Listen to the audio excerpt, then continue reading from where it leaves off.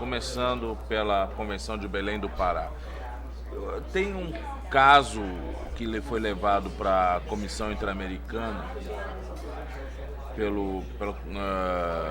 em função de descumprimento do Brasil da Convenção de Belém do Pará. O senhor está lembrado? Excelência, do célebre caso da Maria da Penha, que impôs ao Brasil, dentre outras obrigações, a obrigação de legislar, em cumprimento a essa convenção, normas que protegessem melhor as mulheres. A obrigação internacional se divide basicamente em 4 vetores: a obrigação de cessação, a obrigação de não repetição, a obrigação de reparação e a obrigação de perseguição. Dentre esses 4, no que tange o terceiro item que eu mencionei, de reparação, ele se subdivide em 3 aspectos. O aspecto da restitutio in integro, que deve ser o aspecto a ser observado sempre que possível. E, em segundo lugar, a indenização. E, em terceiro lugar, a satisfação. A satisfação pode ocorrer de diversas maneiras que podemos dizer, indiretas, ou seja, formas de demonstrar esse dano, demonstrar essa violação e impor certas obrigações, por exemplo, dar o nome de uma rua ou o nome de uma praça, desagravar. Dentre essas obrigações, pode excluir a obrigação de legislar, que também está junto, iria ao encontro da obrigação de perseguir. Assim, para evitar antes da Lei Maria da Penha, o Brasil incidia numa situação de proteção deficiente. O Brasil não cumpria com a sua obrigação internacional de proteger as mulheres. A obrigação do Estado relativa a direitos humanos não se resume simplesmente a uma obrigação negativa, no sentido de respeito. Ela vai além disso, podemos dizer que trata-se de uma obrigação tridimensional, que além de respeitar, que seria o aspecto negativo, teriam 2 aspectos também positivos, que seria o aspecto de garantir e promover. E sempre atendendo ao princípio da razoabilidade e proporcionalidade, levando-se em conta que esse princípio não pode ser visto apenas como um garantismo integral monocular, na expressão de Douglas Fischer. Deve ser visto como um garantismo integral, ou seja, o garantismo, além de impor uma limitação aos poderes do Estado, uma vedação de excesso, ele impõe também a obrigação do Estado de proteger eficientemente, ou seja, de proibir uma proteção deficiente. Assim, para que o Estado cumpra e atenda com suas obrigações em âmbito internacional, especialmente essa Convenção do Pará, ele deve ter uma estrutura organizacional toda voltada para essa proteção também das mulheres, o que não atendia antes da hipótese da Lei Maria da Penha. Esse aspecto também pode ser conhecido como a dimensão objetiva dos direitos fundamentais, pois essa dimensão objetiva ou eficácia irradiante impõe que ao Estado se organize, se estruture em todos os aspectos, desde as medidas das leis editadas pelo Legislativo até a implementação pelo Executivo e também ao Judiciário, que atue de forma sempre visando aos direitos humanos. A dignidade da pessoa humana, que é o núcleo central de toda essa proteção, funciona como um vetor axiológico, interpretativo, determinante de políticas públicas, judiciárias, como todo o norte que direciona essa atuação do Estado com seus compromissos dos direitos humanos impostos. O que são fundos marinhos? Fundos marinhos, Excelência, foi tratado como o patrimônio da humanidade e seria o leito marinho e o subsolo.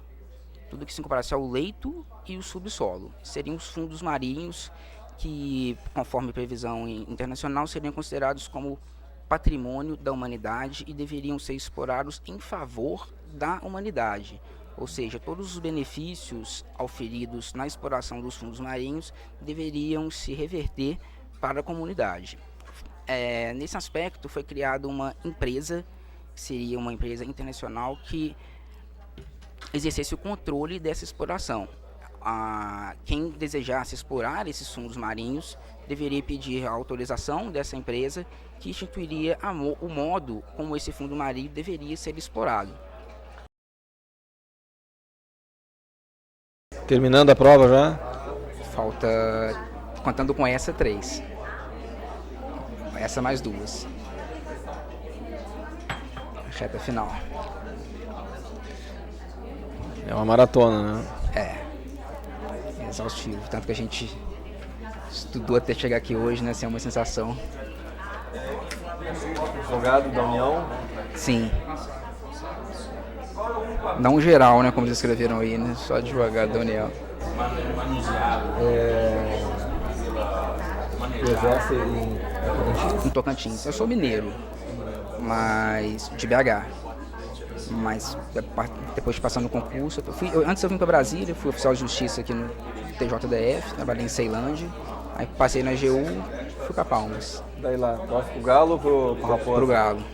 Tá bem então. Estamos disputando a segunda posição, então. Sou gremista. Gremista. Fluminense que disparou, né? Isso foi complicado. Também, né? Mas eles pegam na sequência agora o Grêmio e o Galo, Estão né? sendo bastante ajudados, né? Então, no último jogo foi uma coisa... Mas a briga tá boa. São boas tuas médias, né? Só no grupo 4 que ficou um pouquinho mais... Um pouco mais perto do corte, né? Mas, graças a Deus consegui um desempenho razoável. Vamos lá então.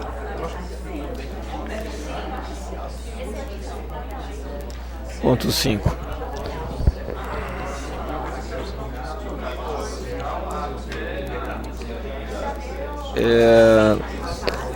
Ineligibilidade reflexa, o que é? A ineligibilidade reflexa é aquela que atinge aos parentes do agente político. Por exemplo, o filho do presidente da República, filha da presidente Dilma, como exemplo, ela não pode se eleger dentro do todo o território nacional. Na ineligibilidade reflexa, devemos observar a circunscrição. No caso dela ser relativa, ser reflexa ao presidente da República, que é a circunscrição nacional, ela não poderia se eleger em nenhum outro cargo dentro do Brasil. No caso da filha da presidente Dilma, não poderia por 2 razões, pela nossa colega também. Ela é do Ministério Público do Trabalho, filha única dela. Não sabia. Lá em Porto Alegre. É mesmo? É, do MPT. Ela não sabia, não sabia. Então, no caso dela, por uma dupla vedação, ela não poderia. Por exemplo, no caso, continuando com o exemplo do filho, um filho de governador não poderia se candidatar a nenhum cargo dentro do estado, e o filho de um prefeito a nenhum cargo no município. A exceção que há é no caso de reeleição. Por exemplo, caso a filha da presidente Dilma não fosse colega do MPT, ela e já fosse deputada federal, desde antes da presidente Dilma ser presidente da República, ela poderia ser reeleita. No caso de reeleição, flexibiliza-se a regra da inelegibilidade reflexa. Tá ótimo. Obrigado, Marcelo. Obrigado, excelência, é um prazer. O que distingue, na atualidade, uma ação direta de inconstitucionalidade de um recurso extraordinário ao qual foi conferida repercussão geral? A distinção básica é a origem da ação. A ação direta de inconstitucionalidade ela é baseada em uma situação abstrata, enquanto o recurso extraordinário que chega ao Supremo ele vem de um caso concreto. Com relação aos efeitos, é uma questão bastante discutida. O efeito da ADIM, ele é erga omnes vinculante. Já o recurso extraordinário, em regra, ele é um efeito inter partes. Todavia, com a repercussão geral e também com a súmula vinculante, dá-se força a esse movimento, essa doutrina de abstrativização do controle difuso de constitucionalidade, que aumenta a eficácia dessas decisões, que elas podem transcender aquela relação de direito material que originou aquele recurso extraordinário. Ou seja, no caso da repercussão geral, escolhe-se um recurso paradigma que sobe ao Supremo. E aquela decisão do Supremo, ela refletirá nos outros recursos extraordinários iguais. Os tribunais podem aplicar a decisão do Supremo ou divergir, mandando esse recurso da mesma forma para o Supremo. Nesse caso, o próprio relator, aplicar a decisão já definida anteriormente pelo Supremo. É um mecanismo bastante inteligente de valorização da jurisdição do Supremo e e de eficácia das decisões, no sentido que não se repete inúmeras decisões iguais e potencializa essa atuação, podendo dar mais atenção aos casos representativos da controvérsia. Me fale sobre multiculturalismo e interculturalidade.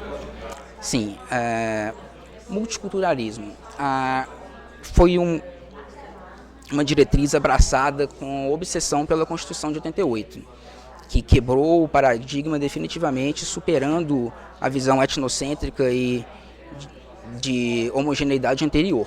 Então, o multiculturalismo prega a divisão de ideias, a pluralidade de ideias. Quando a Constituição fala em pluralismo político, ela não quer dizer apenas em partidos políticos diversos, mas um pluralismo político amplo, de ideias, conhecimentos, em que todos devem ser reconhecidos. Então, dessa forma, o multiculturalismo serve como vetor e atende plenamente a dignidade da pessoa humana. A dignidade da pessoa humana só pode ser perfeitamente atingida quando ela é autorreconhecida como é que ela é, e não quando é imposto a ela um reconhecimento por terceiros. Assim, um mundo multicultural, um país multicultural é o que aceita essas diferenças e reconhece essas diferenças e as respeita. Ou seja, na verdade, ele estimula que grupos diferentes, que diferentes pontos de vista se propaguem dentro do Estado, fomentando esse pluralismo, essa diversidade de ideias, uma justiça distributiva que distribua entre os diferentes grupos culturais os mesmos direitos. E está diretamente ligado também à linguagem. Em que medida as ações afirmativas, as cotas, por exemplo, ela vem em socorro ao multiculturalismo? As ações afirmativas, que também tiveram início nos Estados Unidos, têm sido amplamente discutidas na doutrina de jurisprudência nacional, em casos recentes, inclusive do Supremo, prevalecendo-se, obviamente, pela sua constitucionalidade. Antigamente, prevalecia que era uma ideia de justiça compensatória exclusivamente. Inclusive, Dworkin, que foi um dos que começou a trabalhar com essa ideia de ações afirmativas, no início ele simplesmente falava que era uma justiça compensatória. Ele próprio superou esse entendimento exclusivo da justiça compensatória, passando a entender como uma modalidade de justiça distributiva e de fomento ao pluralismo. Ou seja, essa questão de antidiscriminação e antissubordinação, as ações afirmativas vêm justamente para que não ocorra subordinação, para possibilitar a essas minorias estigmatizadas a possibilidade de ter acesso ao conhecimento e de superar essas barreiras. As ações afirmativas devem ser de caráter temporário, ou seja, devem ser implementadas para que essas barreiras sejam quebradas, para que não ocorra mais essa política de subordinação, e que as minorias atendidas pelas ações afirmativas passem a ocupar o seu espaço na sociedade. É um instrumento muito importante. Ela tem uma perspectiva também objetiva, digamos assim, que é a de garantir também o pluralismo nessas instituições. Fomentar o pluralismo. Nós saímos Enriquece de um modelo de hegemonia para um modelo de pluralismo com instituições que ainda mantêm fortemente um caráter hegemônico, né? De anterior à Constituição. E isso é muito importante, um direito fundamental não só dessa minoria, como também da dita maioria. Essa maioria ela ganha muito tendo essa possibilidade de conviver com as minorias, ou seja, não é apenas a minoria que está sendo protegida, a maioria também está se enriquecendo e tendo seu direito fundamental à cultura elevado a um patamar suficiente de proteção quando ela tem acesso de conviver com essas minorias nesses ambientes públicos fomentados pelas ações afirmativas. Perfeito. Então é um Marcelo, duplo viés. Estou absolutamente satisfeita. Muito obrigado. Obrigado, doutora. Boa sorte para você. Muito obrigado, espero revê-la. Em breve, né? Muito obrigado, um prazer. Então, ponto 8 de Direito Civil. Seguro e promessas de recompensa, cessão de crédito, arras e transação, sonegação e colações, legados, inventário, partilha, anulação da partilha. Legado, o que é um legado? Excelência, legado é uma espécie de aplicado na sucessão a título singular. Ou seja, delimita-se o objeto do testamento, diferentemente da regra testamentária comum, onde não há essa limitação. O legado na sucessão a título singular individualiza, de certa forma, a herança. E o que pode ser o objeto de legado, ou, enfim, o que pode ser objeto de legado? Traz um rol com diversas hipóteses de objetos que podem constituir o legado. Bens imóveis, uma parcela de renda também determinada pode ser. A hipótese excepcional, inclusive, de legado sobre o bem de terceiro, no caso do sublegado.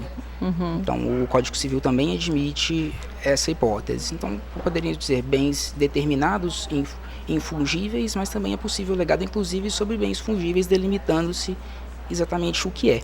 Então, essa é uma hipótese, basicamente, as hipóteses de legado. O rol consta outros incisos, todavia todos se resumem mais ou menos nessa lógica dessas hipóteses. Bom, ponto 7. Formação, suspensão e extinção do processo, ação de desapropriação, a instrumentalidade do processo, o processo civil na dimensão dos direitos fundamentais e princípios constitucionais do processo.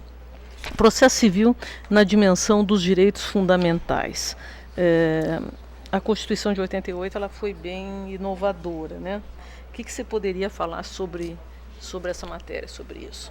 Sim, Excelência, a Constituição de 88, ela, superando o paradigma estritamente liberal que acontecia antes, ela inovou com um paradigma também social, trazendo a publicização do direito privado. Ou seja, trouxe para o direito privado vários institutos de direito público, o que foi plenamente adequado e necessário. Ou seja, todo o ordenamento jurídico do direito privado deve ser interpretado à luz da Constituição, e não ao contrário. A Constituição, e principalmente a dignidade da pessoa humana, que é o vetor axiológico de todo ordenamento jurídico, devem ser o parâmetro de interpretação de todo ordenamento jurídico privado. Mesmo o processo civil ser um ramo do direito público, a questão processual é atinente ao direito público, trata-se de direito, ele é a aplicação do direito civil, é o instrumento para o direito civil, que é uma norma de direito privado. Sim, a dignidade da pessoa humana, os direitos fundamentais devem ser o vetor de interpretação de todo esse ordenamento. Assim, na mesma forma que trouxe a função social para o direito civil, o processo civil também tem a sua função. Como o processo civil ele é um instrumento do direito material, um instrumento do direito civil, e o direito civil deve atender à sua função social, o processo civil é um instrumento para que se atenda essa função social. E o instrumento que é extremamente necessário e que deve pautar toda a conduta. Não adiantaria conceder ao direito civil toda a sua importância e vários instrumentos se o processo não possibilitasse às pessoas a reivindicação desses direitos subjetivos conferidos pelo direito civil. Sim, toda a interpretação do processo civil deve ter essa ideia de que ele funciona como um instrumento para o direito civil e que a função social dele é permitir um julgamento justo, e não apenas justo, mas célere e efetivo. Não basta uma decisão também ser apenas justa e perfeita tecnicamente, se for uma decisão tardia e intempestiva depois que o direito já possa ter perecido. É uma situação dessa forma. Então, principalmente o princípio da celeridade processual, estampado especificamente na Constituição após a emenda constitucional, ele vem a essa questão dos direitos fundamentais. Ponto 3. Princípios da ação penal, indícios e questões probatórias, recurso no processo penal, embargo de declaração, embargo de infringente de nulidade, embargo de divergência. Começar falando de princípios da ação penal, quais seriam os princípios retores da ação penal? Sim. Excelência, de início, com relação a esse ponto, interessante destacar a divisão da ação penal entre a ação penal pública e a ação penal privada, a ação penal privada subsidiária da pública. Seriam os vetores para que a gente possa tratar dos princípios da ação penal. A ação penal pública decorre do princípio acusatório. O princípio acusatório estabelece que as funções de acusar, julgar e de defesa devem ser exercidas por 3 polos distintos, dando atribuição ao Ministério Público de titular da ação penal. Essa seria a ação penal pública. Dessa forma, a atuação do Ministério Público será sempre vinculada na lei e na Constituição, devendo observar estritamente ao princípio da legalidade. o princípio vetor da atuação ministerial. E sempre lembrando também que esse princípio da legalidade não se restringe à estrita observância da lei. Vem sendo desenvolvido pela doutrina o princípio da juridicidade, ou seja, deve ir além disso. A atuação do Ministério Público, além de observar a lei, deve observar a moral e a todo o ordenamento jurídico para legitimar a sua atuação. Ou seja, a legalidade estrita não é suficiente para uma atuação eficiente e proba do membro do Ministério Público. Continuando, a ação penal pública rege-se pelo princípio da indisponibilidade. O Ministério Público, como órgão do Estado, deve atender ao princípio da supremacia do interesse público e da indisponibilidade dos interesses particulares, ou seja, ao exercer a sua função ministerial, o Ministério Público não está exercendo um direito exclusivamente daquele membro do Ministério Público, mas sim o direito do Estado de perseguir e de apurar aquela infração penal, inclusive em obediência a obrigações internacionais. O Estado é internacionalmente obrigado a perseguir e apurar as infrações penais, entre elas algumas violações dos direitos humanos, para que cumpra com suas obrigações perante os direitos humanos. Descumprindo essa obrigação de perseguição, o Estado pode ser, inclusive, responsabilizado internacionalmente. Esse seria, inclusive, o elo de ligação entre a responsabilidade individual e a responsabilidade do Estado. Então, assim, a ação penal pública ela é indisponível. A imunidade tributária de partidos políticos e entidades sindicais, a imunidade, todos sabemos, ela se interpreta restritivamente porque é uma excepcionalidade, não é isso? Sim. Mas essa imunidade de partido político alcança o quê? Alcança não só os partidos, como também as fundações mantidas por esses partidos. O fundamento axiológico dessa imunidade aos partidos é justamente o pluralismo político. O governo deve fomentar sempre esse pluralismo político, esse pluralismo de ideias. Então, ao se impor exações tributárias aos partidos políticos, dificultar-se-ia essa difusão. É um esteio da democracia, né? Exatamente. Um dos elementos da democracia, né? Que de extrema importância, que deve ser fomentado pelo Estado e não inibido. Sim. Então, situações que poderiam impor ações tributárias aos partidos poderiam implicar num empecilho, numa restrição, talvez até numa ingerência indesejada do Estado nos partidos. E isso seria uma violação, inclusive, a direitos humanos. Os direitos políticos integram o rol de direitos humanos desde quando se começou a falar em direitos humanos, desde os pactos civis de direitos políticos, há essa proteção que deve ser fomentada pelo Estado e não inibida. Sim. Assim, e o mesmo princípio se aplica às entidades sindicais, né? Sim, quando se fala em pluralismo político, não apenas no político estrito sensu, mas sim no pluralismo de ideias. E as entidades sindicais são elas que defendem essas ideias, e o direito de associação sindical, previsto também na Constituição, é outra forma que deve ser fomentada pelo Estado e não inibida, e não deve haver ingerência. Sim. Os tributos poderiam significar uma indevida ingerência do Estado nessas entidades sindicais. Marcelo, estou satisfeito, viu? Bom, Excelência. Meus cumprimentos e boa sorte aí. Muito obrigado. Foi um prazer.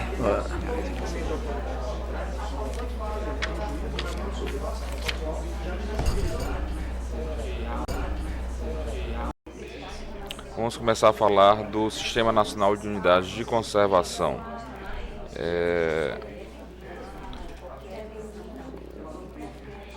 Qual é o fundamento constitucional desse sistema e do que ele é composto?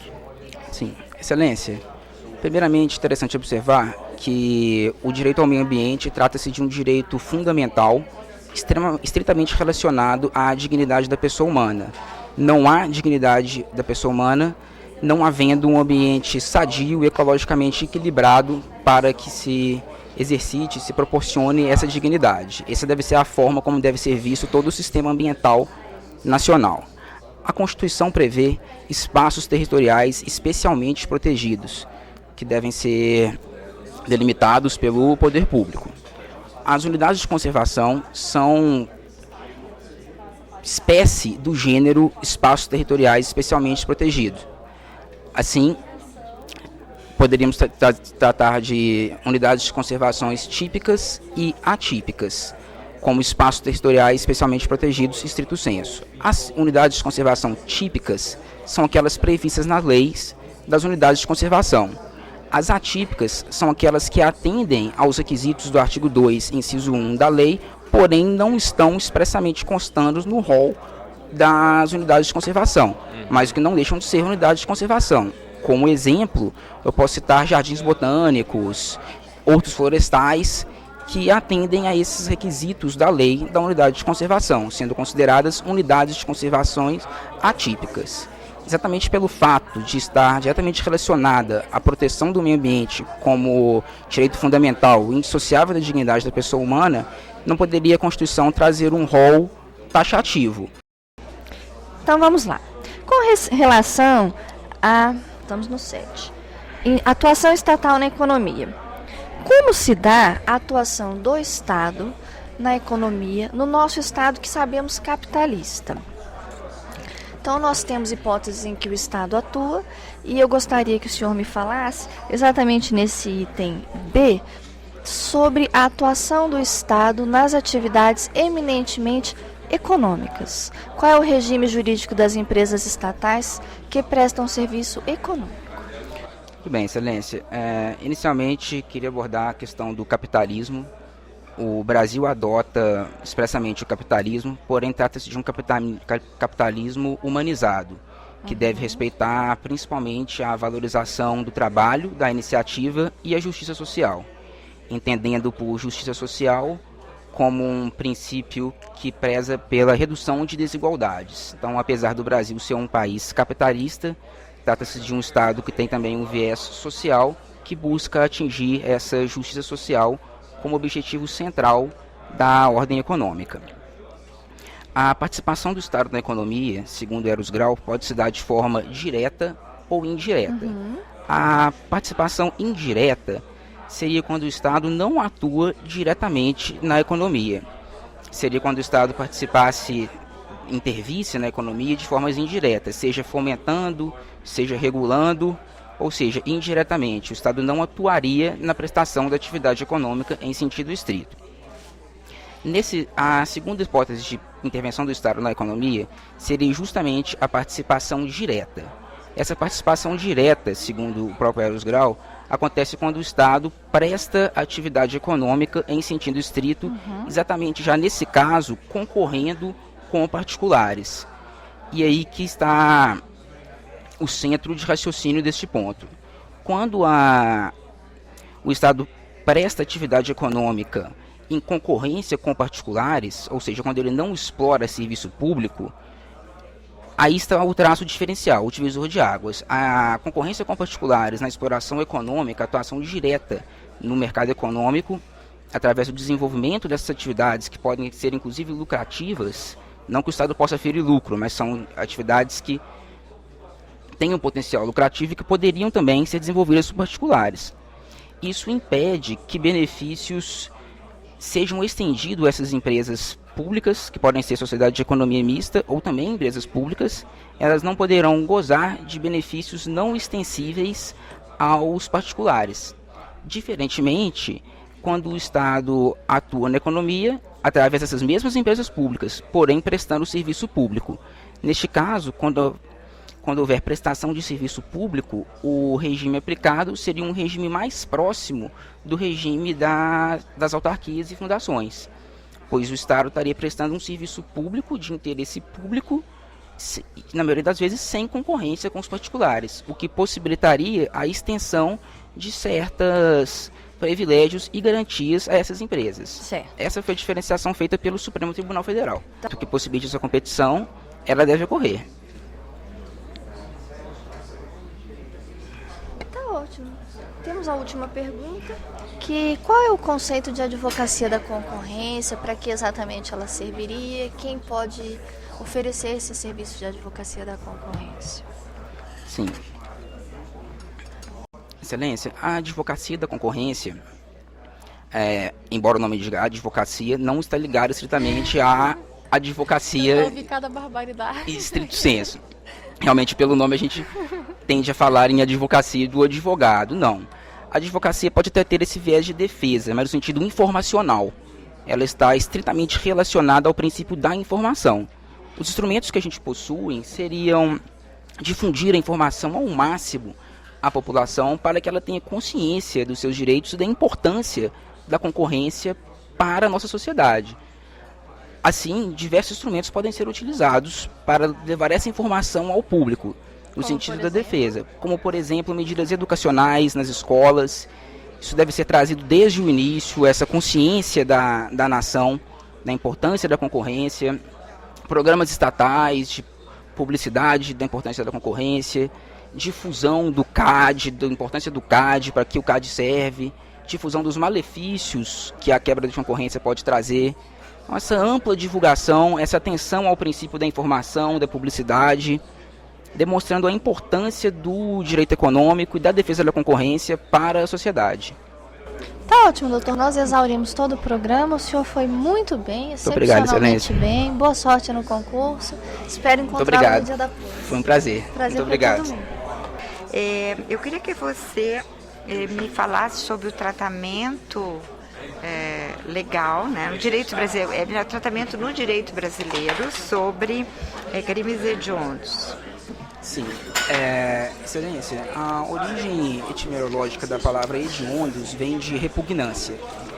Então, os estados que atenderam estritamente à etimologia da palavra repugnância relacionavam esses crimes unicamente a crimes que traziam com ele essa ideia de repugnância no sentido de estupro ou crimes que causavam grave sofrimento. A legislação brasileira foi além. Ela, além de considerar esses crimes repugnantes como hediondos, também tratou de outros crimes, como crimes que não afetam, que não trazem essa ideia de repugnância, mas que afetam bens jurídicos tutelados extremamente importantes para o Brasil. Assim, foi uma legislação um pouco mais abrangente que não se ateve unicamente a essa questão de estupro e crimes simplesmente pela sua repugnância natural. Assim, a lei dos crimes hediondos trouxe um rol de crimes considerados hediondos e que a eles seriam aplicadas regras diferenciadas. Com relação a isso, foi questionada a questão de se tratar de um direito penal de terceira velocidade, que, questionado pela doutrina, defendido por Gunther Jacobs,